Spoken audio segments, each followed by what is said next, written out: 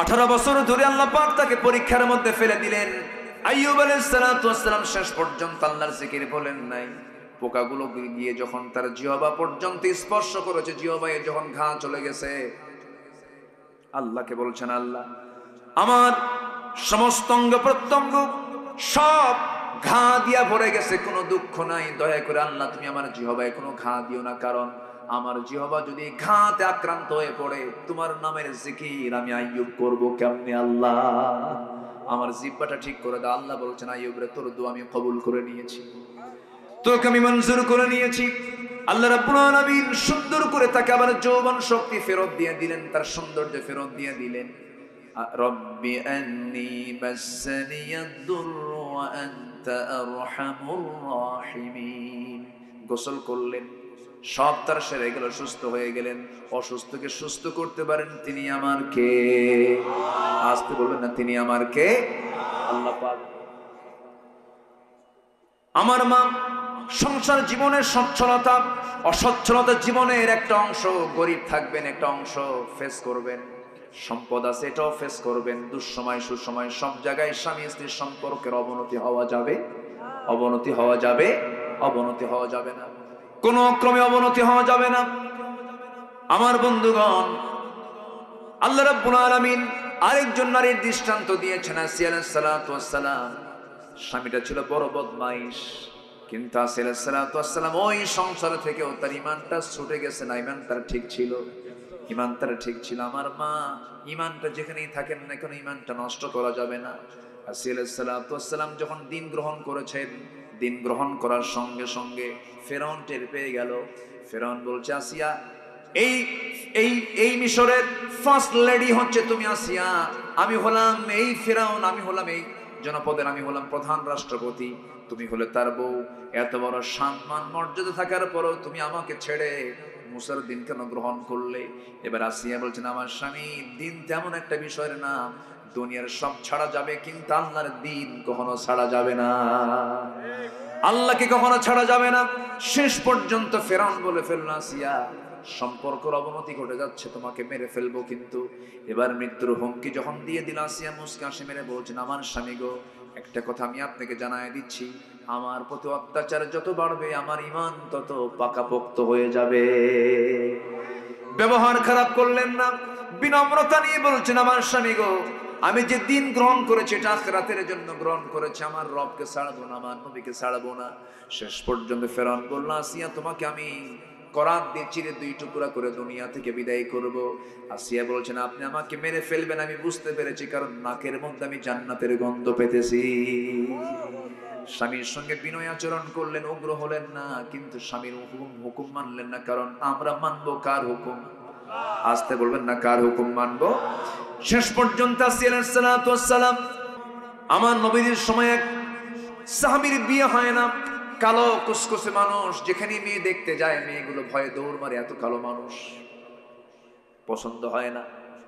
নবীর কাছে এসে মন মরা হয়ে আছেন, যৌবনের একটা চাহিদা আছে না নাই? এই যুবকরা মরে মরে গেছো কেন? চাহিদা আছে না নাই? এখন মনে হচ্ছে পুরুষ, যৌবনের তো একটা চাহিদা আছে। ওই সাহাবীর মনটা মরা, নবীর সামনে এসে চুপ মেরে বসে আছেন। রাসূল বলছেন, সাআদ কি হয়েছে, তোমার মনটা খারাপ কেন? হুজুর, বহু মেয়ে দেখলাম, কেউ বিয়ে দেয় না, আমি কালো মানুষ, আমার কি বিয়ে হবে না? রাসূল বলছেন, সাহাবীরে মনক্ষুণ্ণ হইও না, আমি তোমার দায়িত্ব নিলাম, আমি তোমাকে বিয়ে দিয়ে দেব। খুব খুশি হলেন সাহাবী, হুজুর বিয়ে দেন তাড়াতাড়ি, দেরি করবেন না। রাসূল বিয়ের পক্ষে ছিলেন, কম না বেশি? রাসূল তাড়াতাড়ি বিয়েটা করা দিতেন, বিয়েকে সহজ করেছেন রাসূল সাল্লাল্লাহু আলাইহি ওয়াসাল্লাম। দেরিতে বিয়ে করে এখন স্ট্যান্ডার্ড মনে করে আধুনিক দুনিয়ায়। এই ছেলে, তুমি তো এত ছোট বয়সে বিয়ে করে মানুষ, মানে আকাম কুকাম করে বেড়া। এই আসে না, এগুলো আসে না নাই?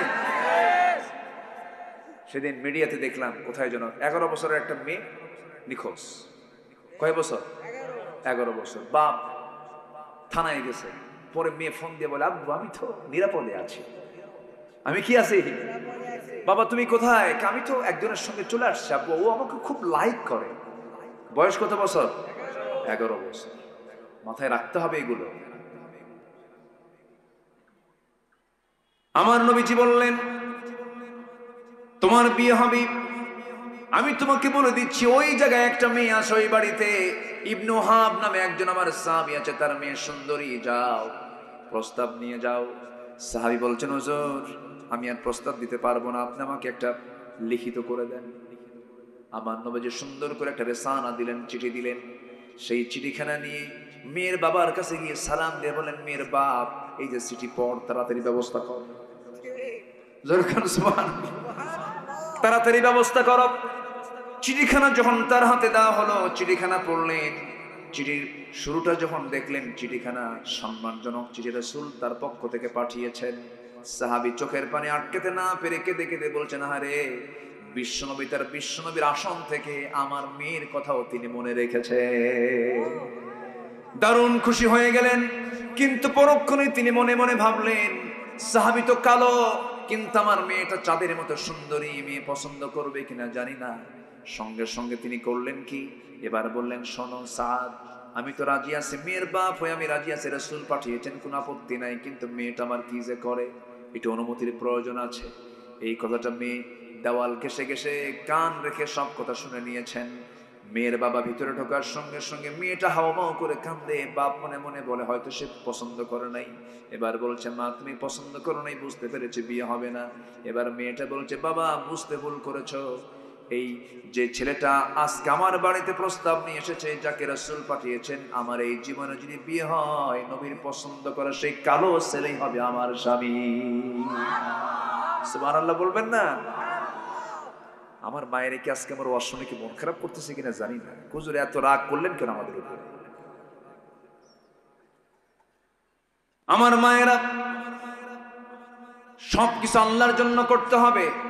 আমি কাউকে ভালোবাসবো আল্লাহর জন্য।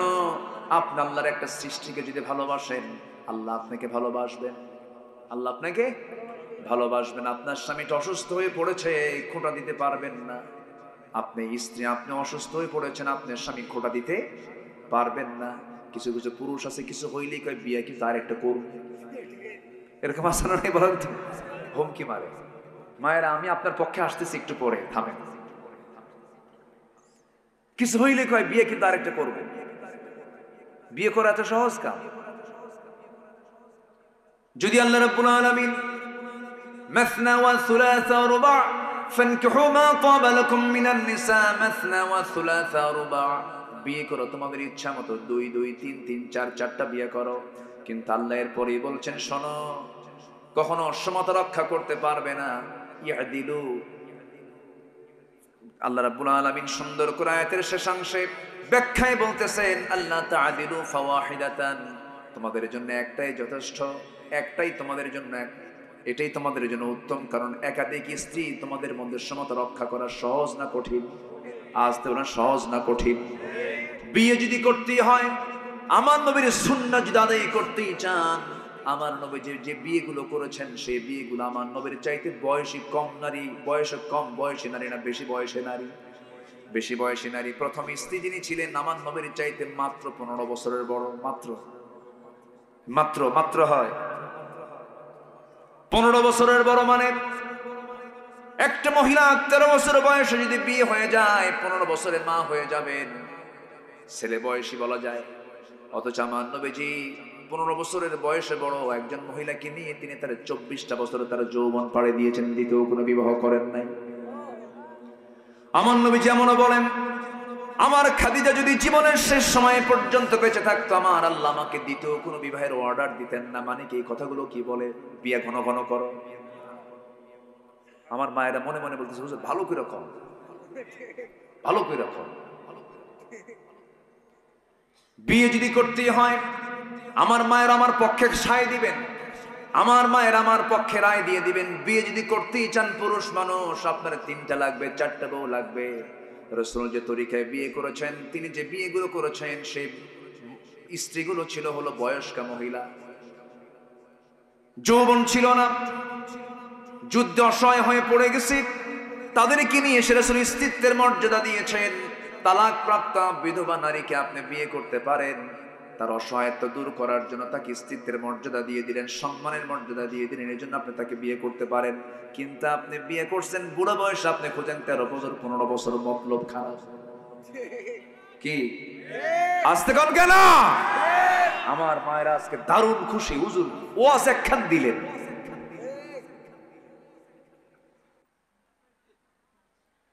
ইসলাম জেনা চায় না, ইসলাম ব্যভিচার চায় না, ইসলাম চায় ওই তালাক প্রাপ্ত মহিলা সমাজে একাকী থাকবে, ফিতনা সৃষ্টি হয়ে যাবে, বিধবা একাকী থাকবে, ফিতনা সৃষ্টি হয়ে যাবে, সেখানে গিয়ে ঝাঁকি মারবে, সেখানে ফিতনা ছড়াবে, অতএব তার চাইতে বিয়ে হওয়াটা ভালো। এখন সেই মহিলা বিয়েটা হবে কোথায়? তালাক প্রাপ্ত, যার বয়স 45-50 হয়ে গেছে, তার তো উচিত তাকে সোশ্যাল সিকিউরিটি দিয়ে তাকে কোথাও না কোথাও বরণ করে নেওয়া উচিত। এই জন্য ইসলাম এই অপশনটা রেখে দিয়েছে। কিন্তু ইসলাম যে কথা বলে, আজকে পুরুষরা বিয়ের যে হুমকি মারে, এটাকে ওই মহিলা বিয়ে করতে না, কুমারী মহিলা বিয়ে করতে। এখন আর কোনো আওয়াজ নাই, সব চুপ হয়ে গেছে। কি কথা বলবো, কথা বলবো? আমার মায়ের আজকে দারুণ খুশি, হুজুর আপনি আজকে মনের মতো কথা বলছেন। কিন্তু আমার মা, আপনার মধ্যেও কিছু সমস্যা আছে, একটু লাইনে আসি। কি বলবো, বলবো, কথা বলবো। স্বামী একটু অসুস্থ হয়ে পড়েছেন, স্বামীর সেবা দরকার। মাঝে মাঝেই বউটা মনে মনে বলে, বুড়া মরে না, এই আছে নাকি, আছে নাকি, এইরকম করে খোঁটা মারে, এরকম করে খোঁচা মেরে মেরে কথা এরকম বলা মহিলা মনে হয় নাই? আসতে বলবেন না, আছে না নাই? স্বামীর চাকরি আছে, ব্যবসা আছে, টাকা আছে, পয়সা আছে, খুব ভালো, এটা বিপদে পড়ে গেছে, তখন বলে অকর্মা। আছে কিনা বলেন? তোমার কোনো পেশা নাই, কাজ নাই, বইয়ের হক আদায় করতে পারো না। অমকের বউ দেখো কতগুলো শাড়ি কিনে আনছে, আলমারিটা কেটে দেখো, ওর বাড়ির গেটটা কত সুন্দর, ও কত সুন্দর, ওর বাচ্চা কাচ্চাগুলো কত সুন্দর, ঘুরতে যায় কক্সবাজার, সিঙ্গাপুর, থাইল্যান্ড যায়, আর আমার মরা স্বামী পাইছি রে, এই স্বামীর চাইতে আমার স্বামী না হয় ভালো ছিল। এরকম খোটা মারা মহিলা আছে না নাই? সেই মহিলার জন্য আল্লাহ পাক মডেল বানিয়েছেন রহিম আলাইহিস সালাতু ওয়াস সালামকে। ইউনূস আলাইহিস সালাতু ওয়াস সালাম, আইয়ুব আলাইহিস সালাতু ওয়াস সালাম ছিলেন অসুস্থ রোগী মানুষ। 18 বছর, কত বছর বলেন? কত বছর? 18 বছরের রোগী ছিলেন। এমন রোগ হলো তার মাথা থেকে পা পর্যন্ত ঘা দিয়া সয়লাব হয়ে গেছে, নড়তে পারেন না, চড়তে পারেন না, দুর্গন্ধ ছড়িয়ে পড়েছে। আল্লাহ পাক তাকে এমন রোগ দিয়ে দিলেন, এলাকাবাসী তাকে সেই জায়গা থেকে বের করে দিয়েছে। তিনি জঙ্গলের দিকে চলে গেলেন, সেখানে থাকলেন 17 থেকে 18টা বছর ধরে। 4 জন স্ত্রী ছিল, 3 জন চলে গেছে। কিন্তু রহিম আলাইহিস সালাতু ওয়াস সালাম বলেন, আমার স্বামী গো, আপনি আমার সুসময়েরও স্বামী, আপনি আমার দুঃসময়েরও স্বামী। থেকে গেলাম, তিনি তার খেদমত করে গেছেন 18 বছর ধরে। আল্লাহ পাক তাকে পরীক্ষার মধ্যে ফেলে দিলেন।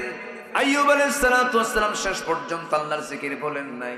পোকাগুলো গিয়ে যখন তার জিহ্বা পর্যন্ত স্পর্শ করেছে, জিহ্বায় যখন ঘা চলে গেছে, আল্লাহকে বলছেন, আল্লাহ আমার সমস্ত অঙ্গ প্রত্যঙ্গ সব ঘা দিয়া ভরে গেছে, কোনো দুঃখ নাই, দয়া করে আল্লাহ তুমি আমার জিহ্বায় কোনো ঘা দিও না, কারণ আমার জিহ্বা যদি ঘাতে আক্রান্ত হয়ে পড়ে, তোমার নামের জিকির আমি আইয়ুব করব কেমনে? আল্লাহ আমার জিহ্বাটা ঠিক করে দাও। আল্লাহ বলছেন, আইয়ুব রে, তোর দোয়া আমি কবুল করে নিয়েছি, তোকে আমি মঞ্জুর করে নিয়েছি।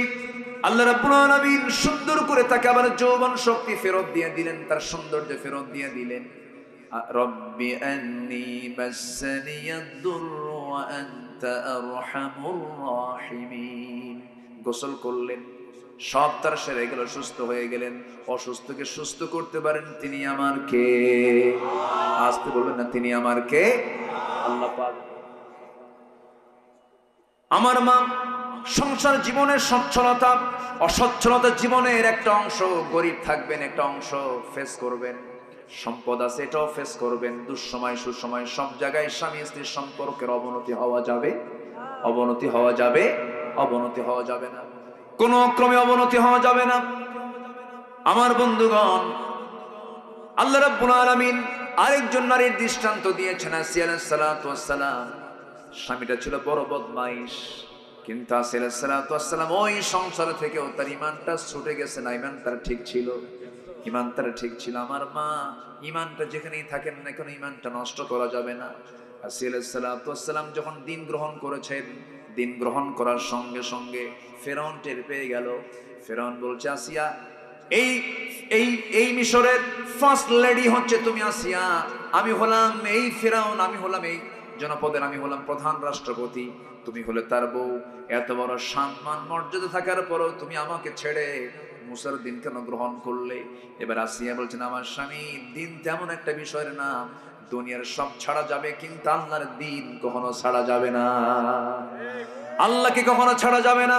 শেষ পর্যন্ত ফেরাউন বলে ফেলল, আসিয়া, সম্পর্কের অবনতি ঘটে যাচ্ছে, তোমাকে মেরে ফেলবো। কিন্তু এবার মৃত্যুর হুমকি যখন দিয়ে দিল, আসিয়া মুস্কে হাসি মেরে বলছেন, আমার স্বামী গো, একটা কথা আমি আপনাকে জানায় দিচ্ছি, আমার প্রতি অত্যাচার যত বাড়বে আমার ঈমান তত পাকাপোক্ত হয়ে যাবে।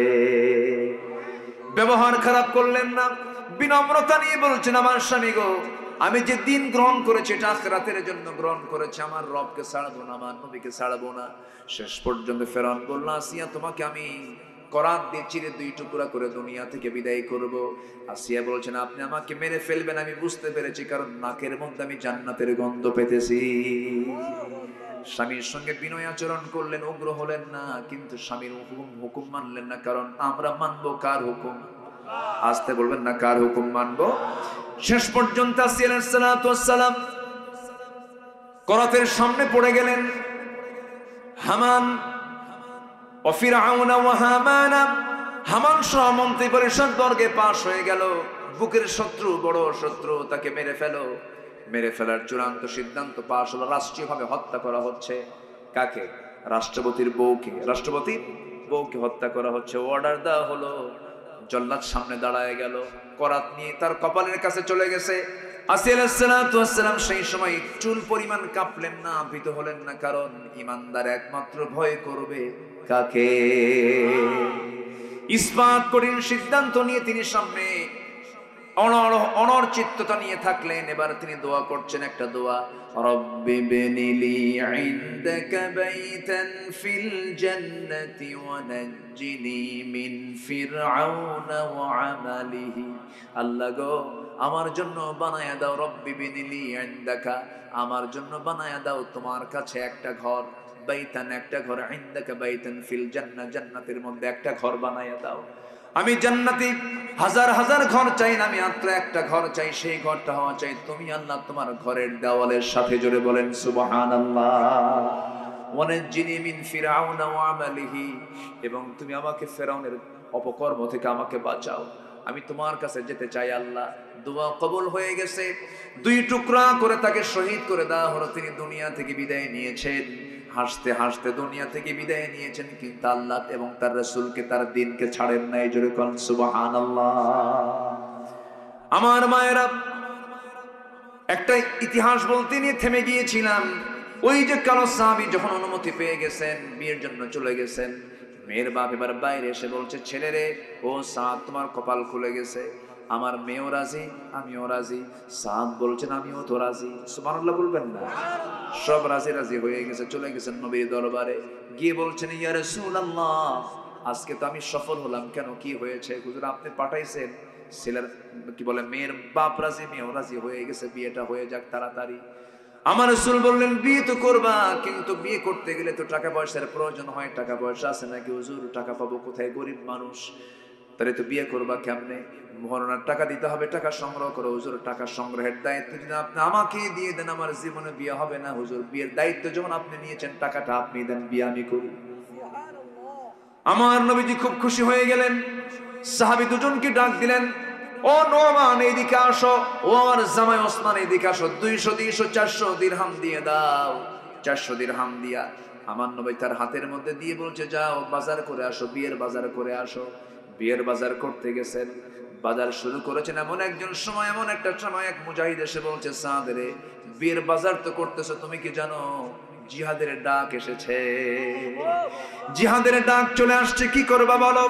কিছুক্ষণ মাথা নিচু করলেন, পরক্ষণেই ভাবলেন, বীর পিড়িতে বারবার বসতে পারবো, কিন্তু এই জিহাদের ডাক তো আমার জীবনে নাও আসতে পারে, জিহাদে অংশগ্রহণ করা দরকার।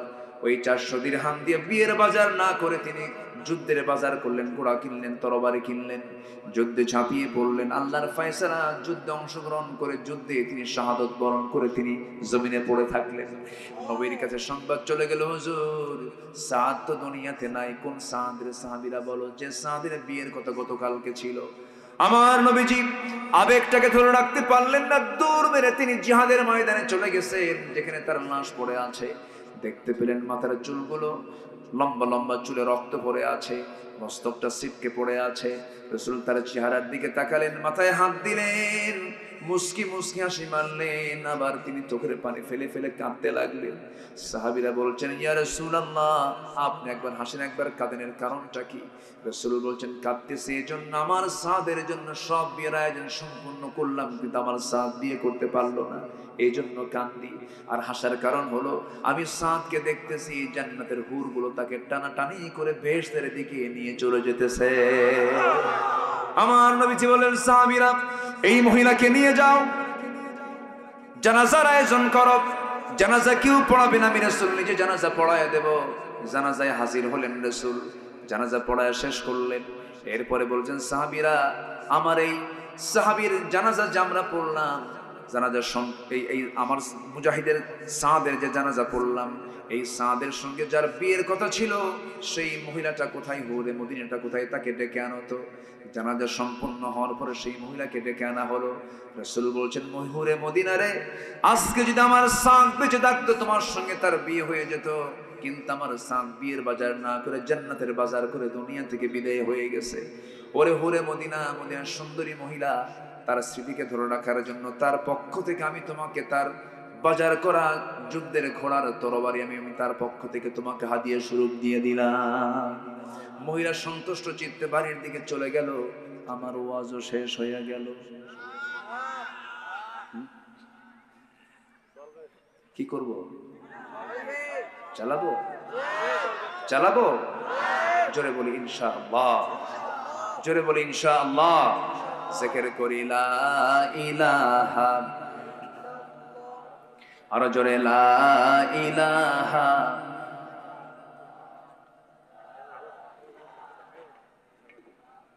আর জোরে লা ইলাহা, সুবহানাল্লাহ আলহামদুলিল্লাহ লা ইলাহা, আর জোরে লা ইলাহা,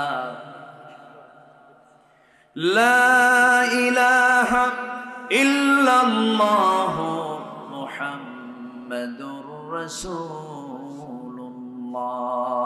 সাল্লাল্লাহু আলাইহি ওয়াসাল্লাম। একজন আল্লাহর পছন্দের বান্দার বৈশিষ্ট্য হলো 16টা। বলছি মাত্র কয়টা? কয়টা বলছি বলেন? কেন নুরু ওয়াজ কি শেষ না শুরু? তাই তো, তাহলে একটু 2-3 রাত হলে ভালো হয়, তাই না? 2-3 রাত হলে ভালো হয়। জি, আপনাদের কষ্ট হচ্ছে কিনা জানি না। মায়েরা কি আছে? মায়েরা আছে? মায়েরা মাহফিলে আসে মাশাআল্লাহ। আমি শুনেছি মাহফিলের পুরুষের চাইতে মেয়েরা 3-4 গুণ বেশি। বলি আলহামদুলিল্লাহ। কিন্তু এলাকার মায়েরা কি মার্কেটে যায়? মার্কেটে যায়? ভালো, কি বলবো আর। কোন মহিলা যদি একা হজে যেতে চান, তার কি হজ হবে? কেন হবে না? হজ কি ফরজ না? কেন হবে না? একটা ফরজ কাজ, ফরজ ইবাদত, একটা ফরজ ইবাদত যদি আল্লাহ পাক শর্ত জড়িয়ে দেন, কি অবশ্যই একজন মুহরিম, একজন মাহরাম সাথে নিতে হবে। ছেলে, বাবা, ভাই, স্বামী, ভাগিনা, ভাতিজা, নাতি, এরকম যার সঙ্গে বিয়ে জায়েজ নাই, এরকম পুরুষ অথবা তার স্বামী সঙ্গে যেতে হবে হজ। আর হজের মতো ইবাদতে যদি এই কন্ডিশন থাকে, মার্কেটে যাওয়া তো ওয়াজিব। ওয়াজিব না? আপনি যাবেন, যান, সমস্যা নাই। আপনি স্বামীকে সাথে নিয়ে যান, বোরকা পরে যান। আপনি কোড মানেন, আপনি পদ্ধতি মানেন। আপনি একা একা যাবেন কেন? আপনি একা বলে তো বিপদে পড়ে যাবেন। কি হয়েছে? বাবারে খুঁজে পাচ্ছে না, আব্বু সমস্যা নাই তো, আমি আছি তো, সমস্যা নেই। জাহাঙ্গীর আলম বাবা, তার ছেলে কাঁদতেছে একা একা, আসো তো আব্বু।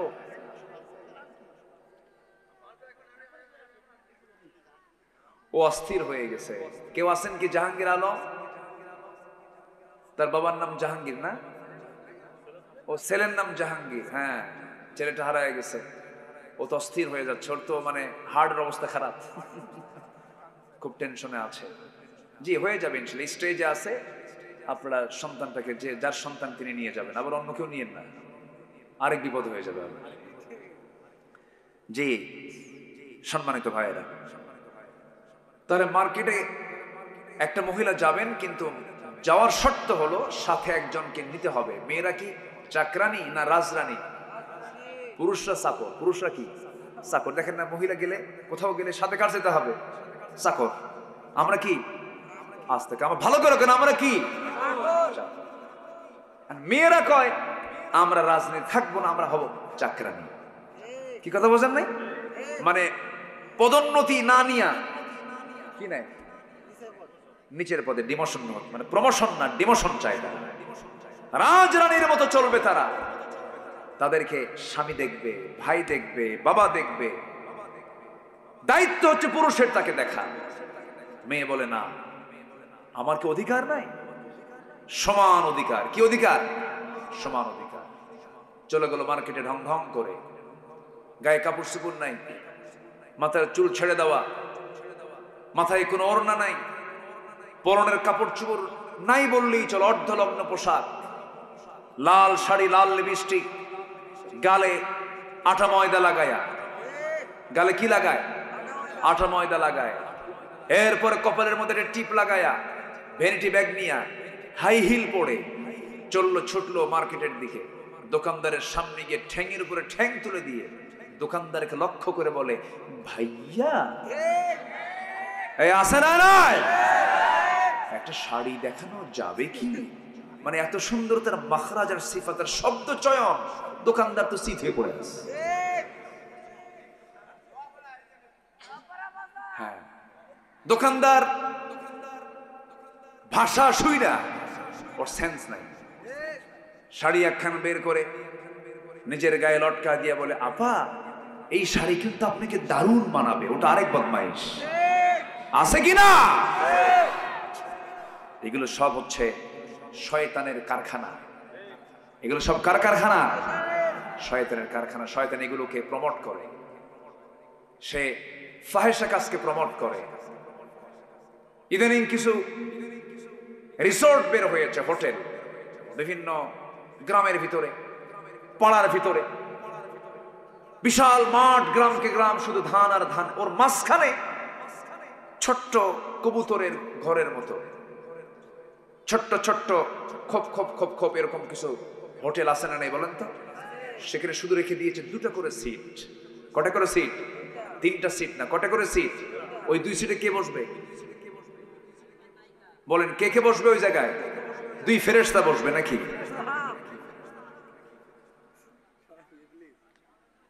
বসে গেল, সারাদিন গল্প, গল্প ভরায় না, গল্পের ভাষা একটাই, তুমি আমার আমি তোমার।